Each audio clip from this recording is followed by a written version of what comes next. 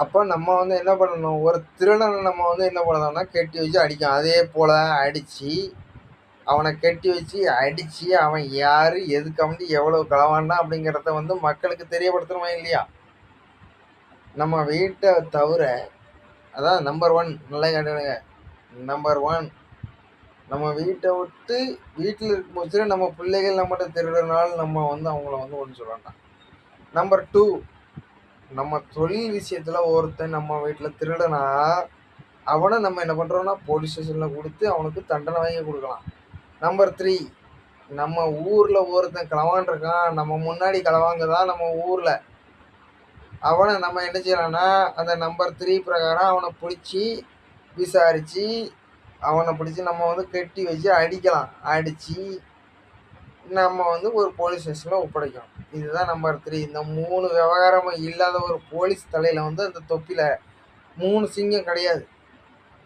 இதை நீங்கள் முதல் நல்லா புரிஞ்சுக்கிட்டு அந்த 3 சிங்கம் நல்லா கெடுங்க. ஆமாம், 3 சிங்கம் இருக்குது பார்த்தியா, இந்த 3 சிங்கத்தை வந்து நல்லா ஞாபகம் வச்சுக்கணும் தான் இத்தனை ஆயிரம், 1000, 2000, 3000, 4000, 5000 போலீஸ்.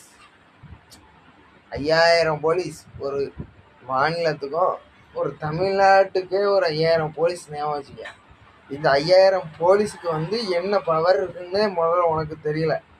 அப்போ ஒரு அமைச்சர் ஒரு தமிழ்நாட்டுக்கு வந்து எத்தனாயிரம் போலீஸ்ன்னு நான் கேட்டேன்னா நான் கணக்கு உனக்கு சொல்ல வேண்டிய அவசியம் கிடையாது.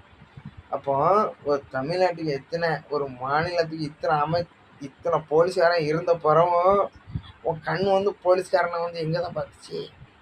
நான் கேட்க மாட்டேன், மக்கள்கிட்ட தான் கேட்க முடியும். தலைவராக இருந்தாலும் உங்ககிட்ட கேட்க வேண்டிய ஒரு கதை இருக்குது பற்றி, அப்போ நீ வந்து மக்கள் அப்போ கண்ணை வந்து எதில் வச்சுருந்த? இதெல்லாம் நான் கேட்கேன் வாங்கிட்ட, நீ எனக்கு பதில் சொல்லி ஆகணும்ல. மக்கள் பணத்தை கொள்ளையடிச்சவன்லேருந்து அவ்வளோ பேர் கதைக்கும் ஒரு கவர்மெண்ட் மூலியமாக உனக்கு வந்து வாங்கி இவ்வளவு சலுகைகளும் பண்ணி இவ்வளோத்தையும் பண்ண பிறகு உனக்கு அடுத்தவன் தப்பு பண்ணான்னு பேசும்போதுல அந்த தப்புக்கு உண்டான உரிய நடவடிக்கை உன்னால் எடுக்க முடிஞ்சிச்சா? ஒரு போலீஸால் எடுக்க முடிஞ்சிச்சா? ஒரு எதிர்கட்சியால் முடிஞ்சிச்சா? ஒரு ஆளுங்கட்சியால் முடிஞ்சிச்சா? இதைத்தான் நம்ம பேசணும். அப்போ இனிமேல் அடுத்த கட்சிக்காரனையும் எனக்கு இது கிடைக்கல, எனக்கு அது கிடைக்கல அப்படி நம்ம என்ன செய்யக்கூடாது, சொல்லவே கூடாது. மக்கள்னு மனுஷனாக இருந்தால் மட்டும் நீங்கள் அதை பேசவே கூடாது. ஒன்று உலகத்துக்கே ஒன்றால் சுமார் போட முடியுங்களா அப்படின்னா மட்டும்தான் நீங்கள் வந்து பேசணும். அதே மாதிரி உனக்கு வந்து ஒன்று தேர்ந்தெடுத்தாச்சு, ஒரு நபரை நம்ம வந்து நீங்கள் முதலமைச்சர் பதவியிலேருந்து நம்ம வந்து பேச வேண்டியிருக்கோம். அவன் முதலமைச்சர் பதவியில்